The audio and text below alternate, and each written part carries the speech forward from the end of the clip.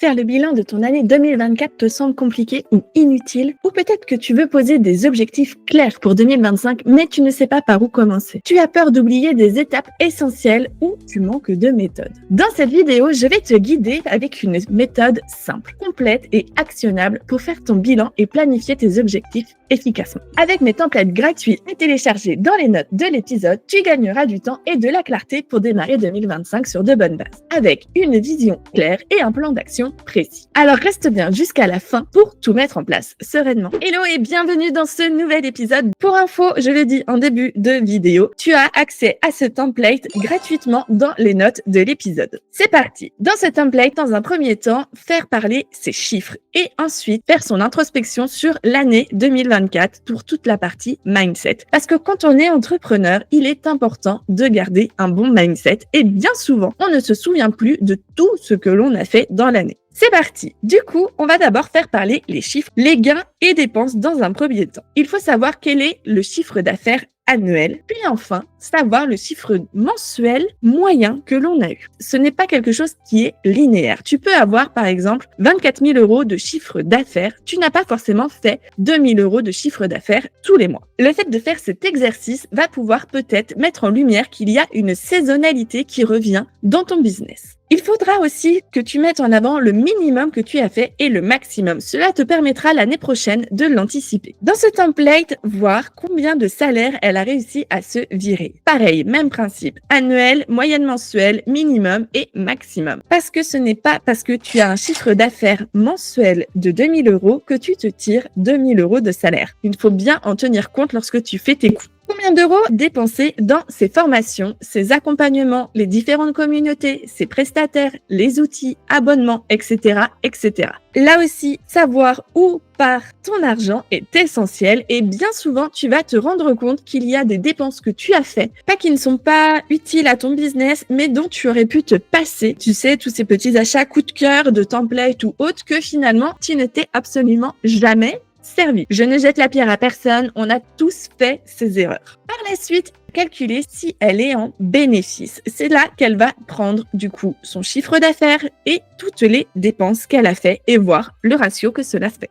Je propose de mettre en valeur l'évolution que tu as eue par rapport à 2023. Je trouve que cet exercice est hyper important parce que certaines années, tu vas avoir l'impression d'avoir stagné et finalement, quand tu vas te comparer à l'année d'avant, tu vas voir une évolution de folie apparaître. Dans un second temps, dans cette partie chiffres, il va falloir analyser les clients. Combien de clients ai-je accompagné cette année? Sur quelle offre? Parce que là aussi, tes offres ne sont pas immuables et forcément, il y a eu des évolutions. Peut-être que certaines offres, tu les as mis plus en avant que d'autres. Peut-être qu'il y a eu des nouvelles offres ou alors que tu en as arrêté d'autres au cours de l'année. Combien de devis as-tu envoyé? Combien de clients sont encore actifs et combien tu en as gagné dans l'année? Combien d'heures as-tu facturé si tu es un prestataire qui facture à l'heure? Il faut que tu vois là aussi sur le mois et sur l'année pour voir s'il y a eu une évolution. Même principe pour le nombre de ventes que tu as effectuées au mois et à l'année en fonction de toutes les offres que tu as. Et voir là aussi combien cela représente en pourcentage d'évolution par rapport à 2023. Passons maintenant à l'analyse des réseaux. Combien de canaux de communication utilises-tu? À quelle fréquence? Quels ont été les meilleurs posts ou vidéos ou autres en vue, like, enregistrement, commentaires? Quel est le thème qui plaît le plus à ton audience? Ça, c'est quelque chose que tu vas pouvoir voir en fonction des analyses que tu fais. J'encourage vivement tout le monde à le faire mensuellement pour ne pas avoir un travail immense à faire à la fin de l'année. Si par exemple tu publies 3 posts LinkedIn, 3 posts Instagram par semaine, que tu as une newsletter, que tu as également des articles de blog, crois-moi, si tu dois analyser tout cela à la fin de l'année, ça te fait une charge de travail énorme et tu vas le procrastiner au maximum. Fais-le régulièrement tous les mois lorsque tu fais ton bilan mensuel. Combien d'abonnés, de connexions as-tu eu en plus par rapport au 1er janvier 2024? Cela représente combien en pourcentage d'évolution par rapport à 2023? Même principe que pour les clients et le chiffre d'affaires ici, tu vas toujours comparer à l'année d'avant. Maintenant que tu as toute cette partie chiffres d'analyser, ici cela prend quelques minutes, mais crois-moi, tu as besoin au minimum d'une matinée, voire d'une journée pour le faire en réel. On va partir maintenant sur la partie mindset. Pour cela, tu vas reprendre les différents points que tu as fait cette année parce que, bien évidemment, tu as téléchargé mon template, mes routines, mes bilans et que tu as fait tes bilans toute l'année régulièrement, que ce soit hebdo, mensuel et trimestriel. Maintenant, tu les reprends, tu les relis, surtout au moins les trimestriels si tu les as faits ou les mensuels si tu n'as pas fait au trimestre. Et tu fais le bilan sur ton ressenti de l'année complète. C'est là que tu vas prendre conscience de tout ce que tu as fait. Tu vas voir, c'est magique et hyper gratifiant. On va commencer par le négatif, les échecs.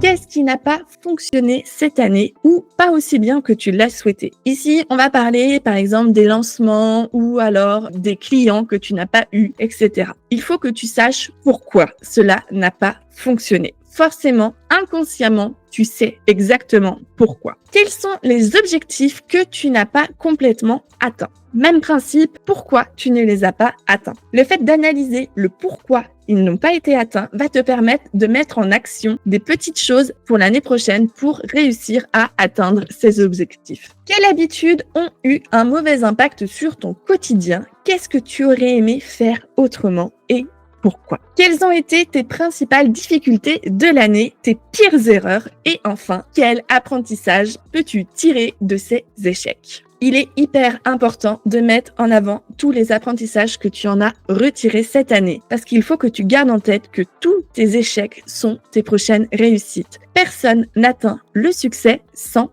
échec. C'est indéniable, c'est ce que je dis à tous mes clients. N'importe quelle star ou quelle personnalité publique a subi des échecs pour arriver au succès. Tes échecs sont tes prochaines réussites. Garde bien ça en tête. Parlant de réussite, nous allons maintenant passer à la partie les réussites. Quelles offres ont bien fonctionné cette année? Parce que forcément, il y a eu des offres qui ont tout déchiré. Quelles ont été mes plus grandes réussites? Qu'ai-je fait pour la première fois cette année et qui a bien fonctionné? Là aussi, il faut que tu saches pourquoi ça a fonctionné. Ce n'est pas le hasard, ce ne sont pas non plus les planètes qui étaient bien alignées. Forcément, tu as mis en place des actions pour que cela fonctionne et il faut que tu les connaisses pour pouvoir les réitérer l'année prochaine. Celle-ci est ma préférée. Combien de fois ai-je battu le syndrome de l'imposteur? Et celle-là, je peux te dire qu'à chaque fois que moi je le bats, à chaque fois que mes collègues le battent, on est trop des badass. Parce que ce syndrome de l'imposteur, tout le monde le connaît, mais savoir le combattre, c'est tellement kiffant. Ça, c'est quelque chose que je vous apprends dans ma formation Les coulisses de ton biz. Il y a tout un chapitre dessus, ce syndrome de l'imposteur et comment le dégager. Comment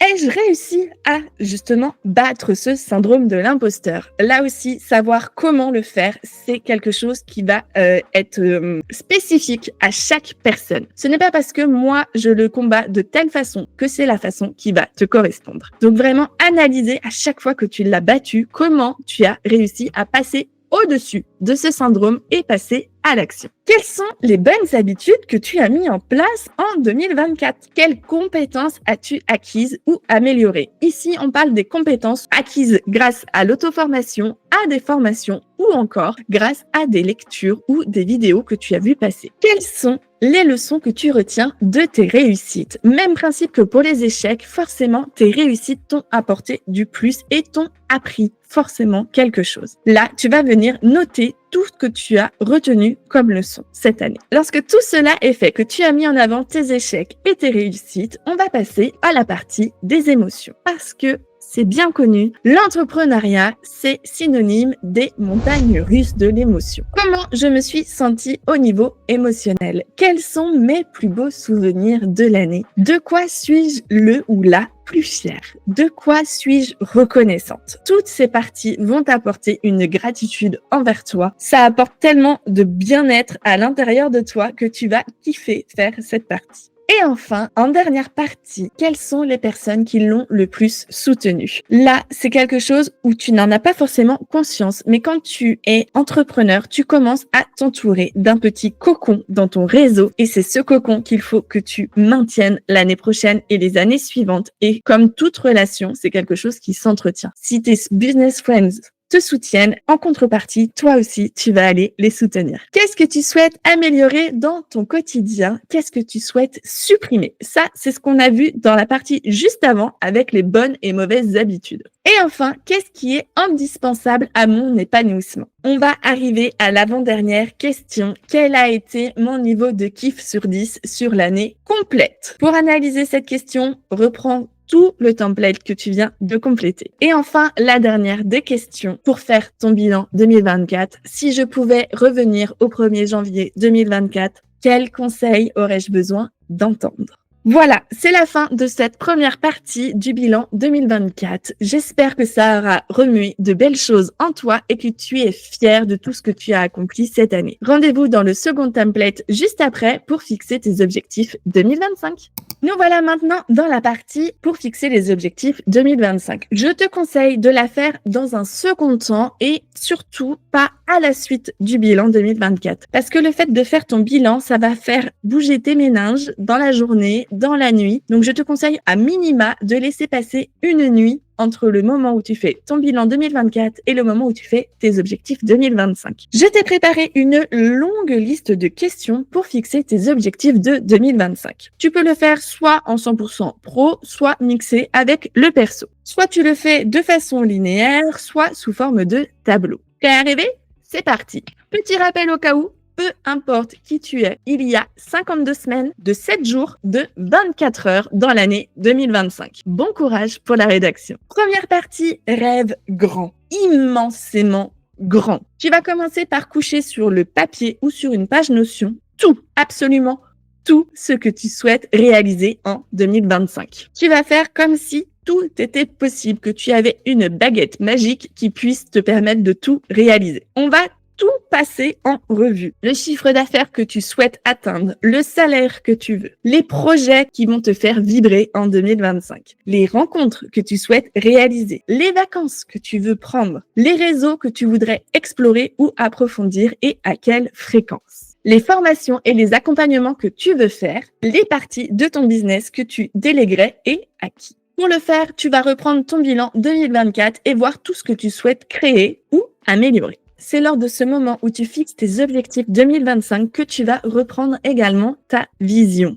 pro et perso. C'est le moment pour créer ou réactualiser ton vision board. Pour ceux qui ne connaissent pas, c'est un tableau dans lequel on va positionner des images, des photos, des textes qui nous inspirent et qui représentent notre vision. La majorité du temps, je conseille à mes clients de le faire via Pinterest. En fait, tu vas taper des mots-clés et tu vas avoir des belles images qui vont t'inspirer. Tu vas les prendre et tu vas les positionner sur un tableau, que ce soit papier ou Canva. En résumé, c'est cela, un vision board. Pour l'anecdote, moi, j'ai fait le mien en novembre 2021 et il me sert toujours. Je l'avais tellement réfléchi et visionné qu'il est toujours actuel fin 2024. Cependant, ta vision a certainement dû évoluer depuis la dernière fois que tu l'as faite et c'est tout à fait normal. Autant mon vision board n'a pas bougé que ma vision a complètement été chamboulée. C'est le moment de l'améliorer, de la peaufiner, de rayer ce qui te paraît maintenant complètement futile ou ce qui a été atteint cette année. Quels sont les 3 mots qui vont définir ton année 2025? Je pars sur 3 mots qui vont driver ton année. Je te donne un exemple. Moi, pour 2024, j'avais mis vente parce que je voulais vendre mes formations et mes templates. Challenge parce que je voulais intervenir en présentiel et en distanciel pour l'organisation du business. Faire des formations, des séminaires, des conférences et devenir une référence en podcast et YouTube.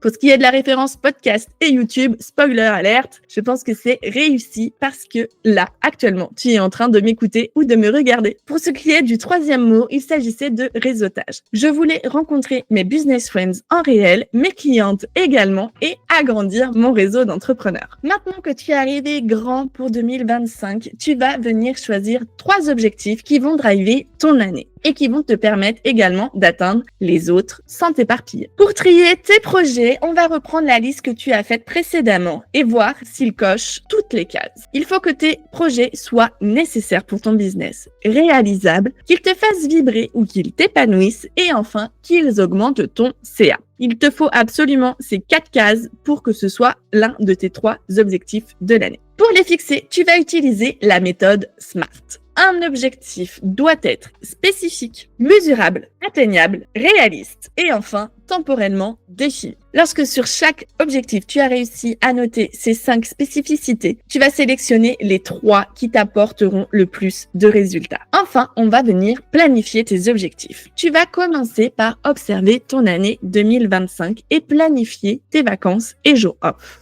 Oui, on commence toujours par planifier ses vacances et ses journées off parce qu'autrement, ça passe aux oubliettes si tu ne les planifies pas. Tu as à l'intérieur de ce template accès à un fichier Excel que tu vas pouvoir imprimer ou compléter directement sur ton ordinateur si tu le souhaites avec le calendrier complet de l'année 2025. Ce planning va également être utile si tu souhaites faire ton calendrier édito format papier ou format Excel. Moi, il me sert beaucoup pour tout ce qui est planification de mes projets. Maintenant que tes congés sont posés, place au business. Qu'est-ce que tu vends l'année prochaine? Combien je vais en vendre? À l'année, par mois, par semaine, est-ce que c'est jouable? Parce que oui, vendre c'est bien, mais est-ce que c'est jouable? Tu ne peux pas marquer comme quoi tu veux vendre 15 coachings par semaine si chaque coaching te prend 3 heures. Ça ne tiendra pas dans ton planning. Est-ce que c'est challengeant? Un objectif n'est bon que s'il est challengeant. Quels sont les nouveaux projets que tu vas mettre en place? Quels sont les besoins de tes clients? Combien de temps chaque offre va te prendre en préparation, en communication ou en optimisation? Parce que faire une refonte, c'est bien. Savoir combien de temps ça te prend, c'est mieux. Tu ne peux pas te lancer dans la refonte de l'ensemble de tes offres sur une année si tu as 15 offres à faire. Ça veut dire qu'il faut que tu passes moins d'un mois sur chaque offre, tout en assurant tes prestations à côté. Prends bien en compte, comme je l'ai dit au début de ce template, chaque personne a 52 semaines de cette journée de 24 heures dans l'année 2025. Combien de temps te prend l'accompagnement d'un client à chaque fois qu'il y a un nouveau client ou une nouvelle mission, plus le suivi des missions au quotidien? Tu vas établir un temps et multiplier par 3 si c'est quelque chose que tu n'as jamais fait. Et enfin, combien de temps tu passes dans ton business en nombre d'heures par jour, par semaine, par mois et par an? Prends en compte les semaines de vacances, les jours off, les jours de flemme et les jours de merdouille. Mis bout à bout, est-ce que la gestion quotidienne, plus les missions clients, plus la préparation de tes nouvelles offres, plus ta communication, plus tes jours off, ça tient sur une année? Comme je l'ai dit précédemment, il faut qu'il te reste du temps pour gérer les merdouilles, les imprévus, les coups de mou et les choses que tu n'auras surtout pas prévues quand tu as fixé tes objectifs 2025. Si tout ne tient pas sur le papier, c'est assuré que ça ne tiendra pas dans le réel. C'est le moment de revoir tes objectifs à la baisse ou de caler ton objectif de déléguer une partie de ton business. Tes calculs sont bons? Alors, on déroule les objectifs. Dans cette dernière partie, il faut reprendre les 3 objectifs que tu t'es fixés. Les diviser en sous-objectifs. Un sous-objectif égale une étape avec une to-do, une deadline. Ce qui vaut à un projet qui va t'amener vers ton objectif. Tu peux le faire sous forme de tableau avec colonne objectif à atteindre et une colonne moyen pour les atteindre. Ou alors sous forme de mind map avec au centre ton objectif et les différents moyens pour atteindre ton objectif. Pour ce qui est du support, c'est selon tes principes, soit sur Notion, soit sur Trello, soit sur Asana, soit sur un papier, soit sur un tableau que tu vas afficher devant toi. Peu importe, mais fixe-toi tes objectifs quelque part. Ne les garde pas uniquement dans ta tête. Et enfin, tu vas venir répartir ces projets sur l'année en fonction des deadlines en mode rétro-planning. Tu pars de la date finale et tu déroules en arrière. Si ça ne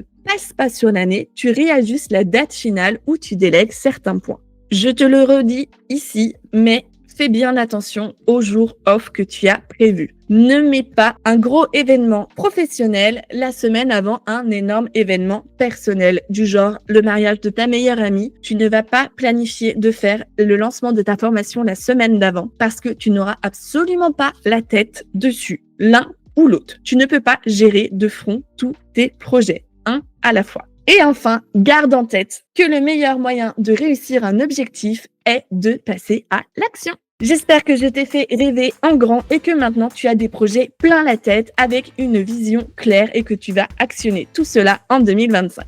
Je te le rappelle ici, le template est téléchargeable juste en dessous dans les notes de l'épisode. Je te dis à très vite pour de nouvelles aventures. Pense à liker et à t'abonner si cet épisode t'a plu et surtout à le commenter.